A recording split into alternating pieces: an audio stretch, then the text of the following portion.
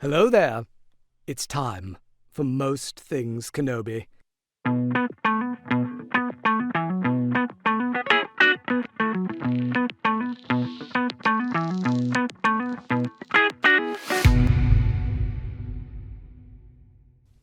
Hi everyone, welcome to another episode of Most Things Kenobi, a podcast about Obi-Wan Kenobi and all things Star Wars. I'm your host, Leanne. And I'm your host, Lauren.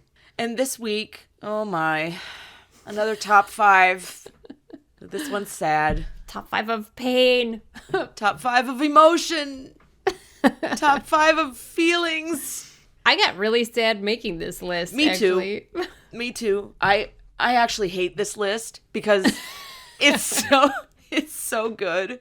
But it's like one of those things where like they did these scenes so beautifully that they literally move us every single time we watch, and it sucks. It does. This is our top 5 crying moments in the Clone Wars. In the Clone Wars, we're going to go through each basically installment or trilogy or media source of Star Wars and do our top 5 like highly emotional moments.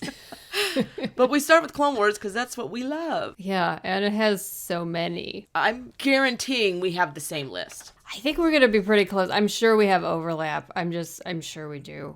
Yeah. And there's, like we talked about before we started recording, is there really an order in how we rank these, quote unquote? My criteria was only that this makes me cry every time. Correct. Same as me. I couldn't order them. I was trying to, and I just couldn't. So these are just in my order of like what came to me as I was making this list, but I can't say which is the most painful or the least painful because they're all just painful. Yeah, it would be unfair to say that one is more painful than the other because they're all terrible. But I went kind of backwards. I started with number 1 because I'm very secure in my number 1. Very secure. Okay. My number 2 and number 3 could be interchanged, and 4 and 5 are just horrific, and I don't even want to talk about them. So I literally, I went backwards in, security, if that makes any sense at all. Yes. I went backwards through the seasons. Oh, excellent. Because I knew season 7 fucking killed me. Oh, so correct, I just started there and worked my way back. Okay. Well, perhaps you should go first, and then I'll just tell you if it's on my list.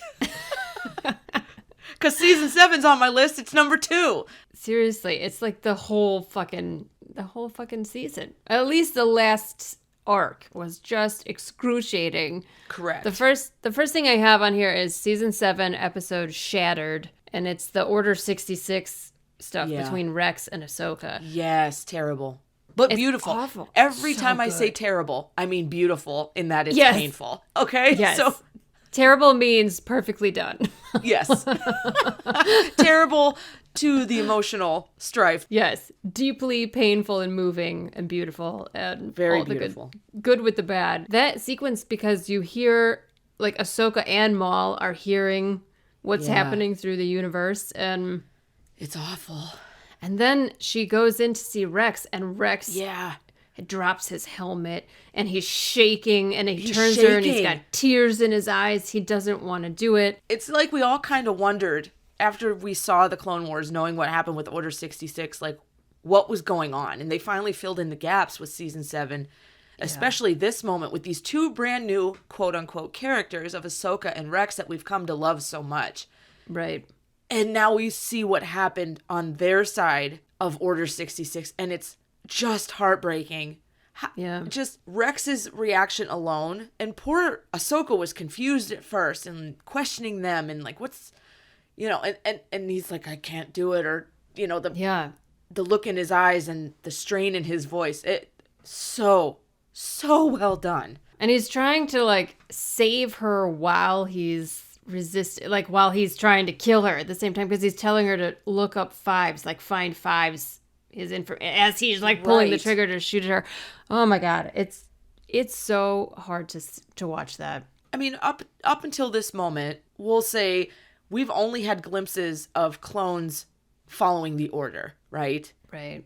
And it seemed easy for them, the ones that we saw in Revenge of the Sith, I should say. And then we get to know the clones very well through Clone Wars. And then we get to the end where we actually have an emotional connection to many of them. And we see basically for the first time how difficult it was for the ones who were really loyal, and they just couldn't help the thing that was installed in them. It's terrible to watch. It really is. Again, it's beautiful. When it must give us like a fraction of the sense of what the Jedi were feeling. Oh God. Because, like, we all love the clones. You grow to love the clones, and you have Yeah. loyalty to the clones, and you feel like they have loyalty to you, and then they turn on you and try to kill you. I just, like, as an audience member, it was hard. So imagine what the Jedi must have been feeling, which is funny because they're not real, and this is a story, but still. Right. But this is pretend land. This is pretend world, and we live in it, at least for 40 minutes once a week, you and I. Yeah, exactly. At least. Yeah. Stress at least. Well, for season 7, I just have the final shot, basically the dichotomy of Ahsoka standing there looking at the helmets, Yeah, that's on my list. and then Vader standing there holding her lightsabers, or her lightsaber or whatever. The music in that Yes. sequence, literally, I'm getting Yes. goosebumps thinking about it now. The music in the whole end of season 7 is incredible, but that stuff is like haunting, and Very. it's like so deeply sorrowful, and like it just literally the thought of it gives me goosebumps because it's so good. I'm going to bring up music in a lot of these because Yes. some of the things I remember from these scenes are the music at the moments where it's happening. There's very little talking in a lot of these scenes. It's all what we're witnessing plus the music and the emotion behind it. So That's true. Kevin Kiner is fucking amazing. to the point where I have a playlist of Clone Wars music and I can't listen to it because it makes me sad. I'm the same. There are a few pieces that I can listen to, but for the most part, when it comes on, it's just like, oh, I'm going to cry. Yeah. Because it's so good. It's just, it brings those emotions right back the minute you hear the music, which we saw when we were at Comic-Con. They played music for everybody. Kevin Kiner was there at the Clone Wars panel, and they played some of the music, and the audience was just like sobbing. Oh, yeah. Yeah, Because it was we all know what that scene is, you know? very intense. Very, very intense with music, Yeah. yes. That whole sequence with Ahsoka and Rex standing in front of this mass grave, Yeah. all the helmets lined up, and she looks at her lightsaber and drops it into the snow, and then Vader picks it up, and then the Morai or whatever that bird goes by Yes. overhead while he's standing there. Oh my God, it's so awful. Giving me goosebumps just talking about it. I know. It was a beautifully woven end for the entire series. Yeah, I was really, really happy with it, but Yeah, very moving. yeah. That's my number 2, actually. Yeah, that's my 2 and 3 are like you. They're kind of like interchangeable. The thing that I kind of had forgotten is like if Vader comes and sees like there's helmets there, and then he finds her lightsaber, he must know that Ahsoka survived. Someone did. Someone did. Yeah. But since her lightsaber's sitting right there, you would assume. But like you said, somebody survived this wreckage, obviously. It's kind of interesting. I wonder what he thought. It's true. A clone following orders wouldn't place the helmets in a burial scene like that. Yeah. Right? I don't think So so. it would have to be someone separated, you would think? I don't know. That's a great question. It just makes me wish we would have had some mentioning of Ahsoka between Obi-Wan and Vader in the Kenobi series Yeah. to like solidify. I mean, we eventually get that in Rebels, but it could have been the bridge to, what we witness in Rebels. Yeah, because at this point, I'm assuming Obi-Wan doesn't know Ahsoka even survived. Yeah, me neither. My other one that like is tied into this is the same episode, but it's the scene where Ahsoka and Rex are standing, I don't know if it's the bridge or wherever they're standing, like looking down at the hangar bay, and they realize that like there's no way out basically for them, and Rex is kind of trying to explain to Ahsoka like it's you or them, and she says like they may be willing to die, but I am not the one who's going to kill them. And like she takes Rex's helmet off of him, and he's crying. Oh God, that's a good one too. That scene is so hard to watch. And again, it's like when you think of them from season 1 now compared to where they are here, Yeah. Oh God. you just hope that they like stay connected for the rest of their lives because they've been through so much together. Yeah, it's those two from beginning to end, I'd like to think. What is your third one? Satine dying. Yeah. Where is that on your list? That's my next one. Oh, okay. Good timing. Yeah. I can't watch that episode because No. I cry really hard every time. What more is there to say? I mean, it's the horrificness of the act itself of Maul killing, murdering Satine. That's one thing. But it's the focus of the pain in Obi-Wan's eyes, right? And the hand holding and the way he's holding her limp body and the fact that Maul is just there gloating all over all of it. And the music. Again, the music is so painfully beautiful during this. Not that they needed it to add to evoke emotion, but it's there anyway. I know that scene like slowly devolves. Like you can watch Obi-Wan realize that this is way like he's so out of control of the situation. Yeah. That there's like nothing he's going to be able to do to stop it, because to stop it would require him to do something that is against who he is as a person. So it's just like it creates this dynamic that's so extra painful because Satine wouldn't want him to give up who he is to save her. Mm-mm. So she just dies. Yeah. At least she dies knowing that Obi-Wan like stayed true to himself, because of course the last thing she would want is for him to like give up his honor to protect her, because she's all about honor and pacifism and all that stuff. Yes. I mean, you can feel it building. Mm-hmm. You know it's coming. That's why I think it's so effective. It really is. It just, you just know. The first time I ever saw it, I said, there's no getting out of this. How is this going to play out? And I think that's the other thing that makes it so painful is they give you that false escape. Yeah, they were so close to getting out of there, basically. They were in the ship, taking off. They were there. It was just, I hate this whole episode. Again, beautiful episode. But god damn, they were so close. It's so painful. And then on top of it, Obi-Wan has to basically shelve his emotions and go out and fight. Yep. Which how many times have we seen him do? We've talked about it a million times on this show. Oh, God, he is something else. And it's the first time you see, granted, in my opinion, this episode is super rushed. And like, he snaps back into being a Jedi too fast for my comfort. I get it though. Like, I understand why they did it the way they did it. But it's still, even so, the first time you see him, like, he's so depressed, he's just, like, kneeling on that transport, like, and they, like, punch him to get him moving, and he, like, doesn't even react. It's like he doesn't care what's happening to him right in that moment until Bo-Katan shows up and, like, rescues him. But one of the few times, at least in Clone Wars, you see that. Yeah. That episode just fucking kills me. Every time you watch that episode, you text me and say, I can't get through this episode without crying. I'll be like, I'll just watch it while I'm eating dinner real quick. I just need 20 minutes. And then I'm like sitting there sobbing into my plate. Like, every time, I'm not kidding, she texts me and tells me this very thing. It's true. I'm sorry.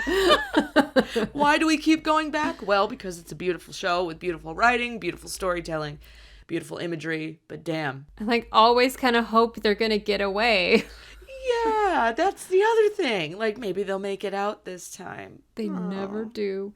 They never do. It's so sad. I know. I did a cinematography study of this on my blog a while back. Yes. The cinematography in this episode is so good, but especially that sequence, because they keep cutting back between Satine and Obi-Wan, and they have like the exact same expressions on their faces. So you can see that they're like having the same experience, and they both realize at the same time that there's no out of this. How do they... It's amazing that, again, we're talking about an animated show. Yeah, I know. I mean, there's a subtlety in a human face, right? That you can communicate emotion through. But this is animation, and they still manage to do it. Yeah. Flawlessly. Like when she touches his cheek and his eyes like soften. I just like can't fucking handle it. I just realized good. that I said flawlessly, which is, you can't say flawless without lawless. Oh. The Flawless. Title of the episode, yeah. That's a new episode. That's every episode about Obi-Wan is called The Flawless.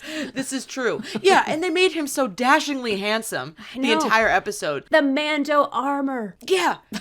So not only are you walking around, who's walking around when they're watching this episode? No one. But not only are you sitting there experiencing feelings of being turned on, you then it's yanked away from you. Yes. Brutal. It's fucking brutal. Brutally. Thanks, Maul. Yep. Well, that was mine as well. So we had the same one there. The next one. I hate this.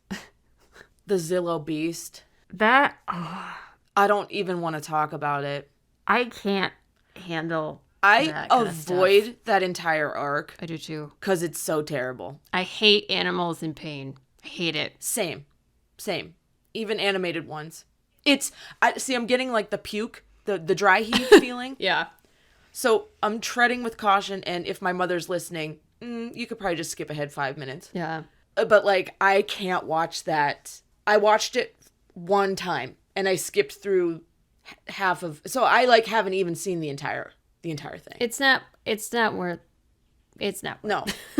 If you love animals, like, I don't care if it's dangerous to humans, like, you're the ones who took it off of its own planet. Yes, it is the zoo complex. It's why I don't visit zoos. I don't visit SeaWorld. I don't do that. I'm the and same. It's fine if you do, but for me personally, I can't. Yeah, it's one thing if, like, they've rescued an animal from... If they're rehabbing the animals, Yes. yeah. But, like, when some animal is taken from the wild to be put in a cage on display, I can't handle I don't that want to shit. talk about it. Yeah. So we're just gonna say Zillow Beast and keep it pushing. Yeah, because I agree with that 100%. That's too much for me. I think if anyone's watched the Clone Wars and knows the Zillow Beast, we don't have to reiterate why this one is sad, painful, awful, etc. Even if an animal is dangerous, like, it's still innocent. Like, animals aren't premeditated the way humans are. You know, they just follow their the humans instincts. fucking around. Yes. With shit. Stop it. Yeah, Stop it. totally agree. Okay, I'll get off my platform. So another one that I just have to add to this list, and I think you'll agree, is 99 dying. I literally just got goosebumps. That is one of the most upsetting moments in all of Clone Wars. It is so... I feel so strongly in my love for 99, as I think everyone does. Yeah. He can do no wrong. He is lovely. He did not die in vain. I love that they added him to the complex of clones. Yeah. Because I really, really loved the respect that the other clones had for him. Yeah. He was so innocent and naive, which makes me want to cry talking about it. The honor that he gained from them in his passing, just the innocent, do-good, golden heart that he had. God. I know, this is a really difficult list. I think you and I watched that episode together when we were hanging out last time. We sure did. And we were both just like, fuck. Pass the wine. Yeah, we sat there. Pass the wine. I was glad you were there with me. Yes, same. Emotional support, buddy. Yeah, because you need it for some of these. A lot of these. Yeah. Like, again, he's like running. He's like, I'm like you. And then he gets shot, and the music and the slow motion. Yes. It's like something out of, what is it, like Full Metal Jacket or something like that. One of those old Vietnam War movies where it's just like, for God's sakes, my heart, I can't take it. He just wanted to help. I know. And he did. He just wanted to be one of his brothers. Yeah. And I think he was. They considered him a brother. They also didn't. They were a little protective of him. Mm-hmm. Like, you don't need to get in it like the rest of us are. Yeah. But he wanted to. Yeah. Yeah. It may have come across the wrong way, but I think it was well intended. I mean, the clones are... D. Bradley Baker is the voice of all of these individuals. Let's remind everybody it's one man. I know. Who's bringing emotion to all these separate clones. What a genius actor. But man, I don't know. It was another instance where I thought maybe he was going to make it. I know. And it's the same. Again, every time you watch it, you kind of like hope. Yeah. I love and respect 99 so much. Yeah. I think he taught everyone a lesson, including everyone who watched that episode, which is why 99 lives on forever. Okay, so we're down to the last one. I'm dying to know what yours is because neither of us have mentioned it yet. I bet it's the same one. Maybe. I would bet some money that we have the same one, that it's the wrong Jedi. Yes. Yeah. Ahsoka leaving. Yeah. In other words. Yep. That's my number. Oh, space twin moment yet again. Well, I mean, who could argue with this one? This is terrible.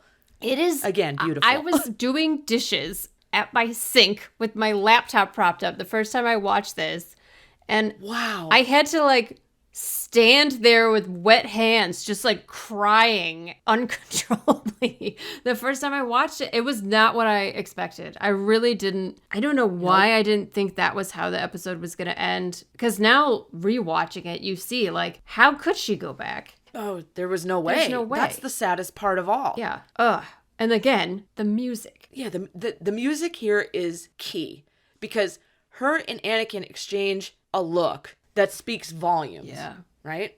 There are so many unspoken words between them when she hands him her Padawan chain that they've understood each other this entire time. Their wants, their needs. Yes. They've never been allowed to speak it out loud. And even then, in the very end, they were so close to admitting to each other, you know, the things that they knew, whether it was Padme or the fault in the Jedi Order or the Council or the Republic and this entire war. It was all subtle and not even spoken, not once, but they understood each other. And the music somehow conveys this. Yeah. This like regret between them and this understanding that shit is not what we thought it was. And there's literally nothing we can do about it.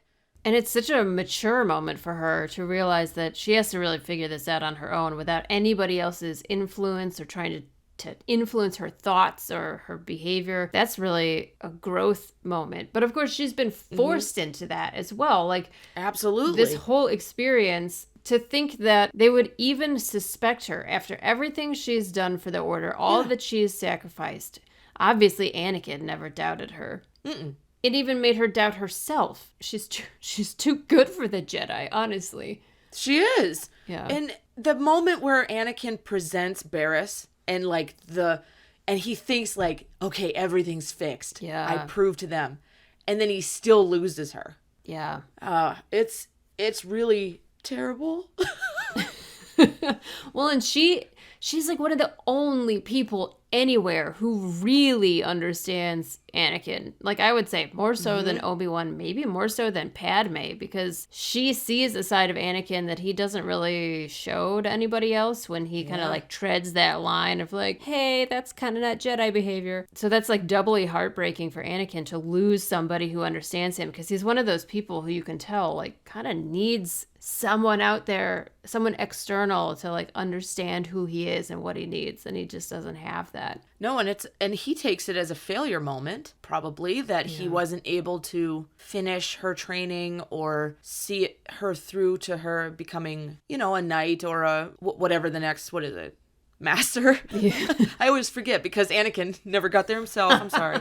But I know the jokes, the memes, everything. But I'm sure he internalized a lot of it because, you know, Anakin. Yeah. But if I were to put myself in her shoes, in Ahsoka's shoes, and I thought of everyone who I trusted through war, battles, you know, strategic planning, putting your life on the line, etc. All of these people who trusted me and I trusted them to turn their backs so easily. Yeah. That I could never go back. She absolutely did the right thing. And that's what sucks the most about it, is that that's real life right there. Yeah. Because betrayal has no bounds. Yeah. 100% agree. And maybe that even saved her life. And think of all the lives that were saved because she was saved. Yeah. Because she did not stop doing good. No. Even after this. All the way, like her whole life. Yes. Yeah. She might have been with Anakin when he turned, which would have put her at risk in so many ways. So, yeah, it's like, that's the thing I think that's so extra painful about this episode, or this, at least this moment, is like knowing that it's not what you want. You want her to go back and for everything to just be the way it was, and knowing that that's not actually possible, and that the decision she made was actually the right decision. It's one of my favorite scenes because of all this, because of the depth. I crave depth in Star Wars. Yeah. And but it's also beautiful in like the sunset. It really is. The orange coloring, the golden, her walking off, the long shadow, the look in Anakin's eye. It's really, really well done. And applause to absolutely everyone on the team that made that one happen, because everything was good. Performance was good. And that was one of the only times they used an actual orchestra for their music. Kevin Kiner, I think he said he flew to Prague and had like the Czech orchestra perform that piece, and it shows. And Filoni said that like George Lucas would never let them not end on that iris, like irising out, and like the music plays. And this is the first time true. that they saved it to this last moment to like stop on an emotional beat with the music just gently fading out. And that was the last episode for like how many years?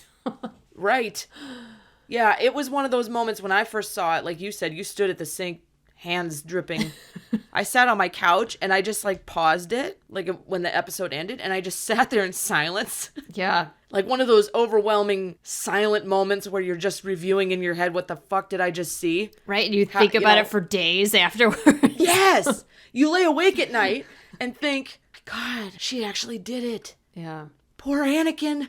What the fuck is wrong with the Order? I know. Your brain just you want to get on your... Yeah.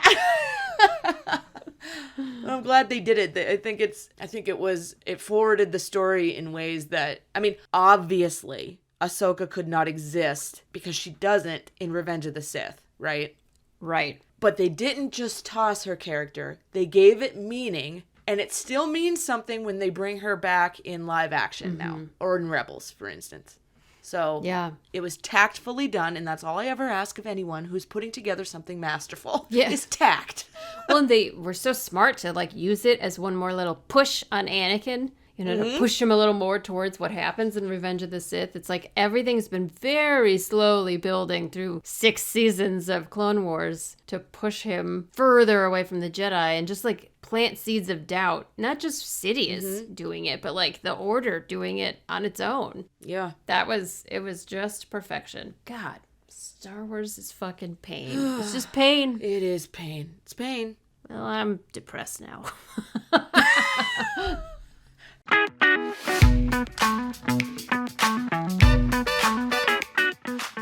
Our listener question this week is pretty straightforward. I think you could probably guess what it's going to be. But what moments from Clone Wars make you cry every time you watch it?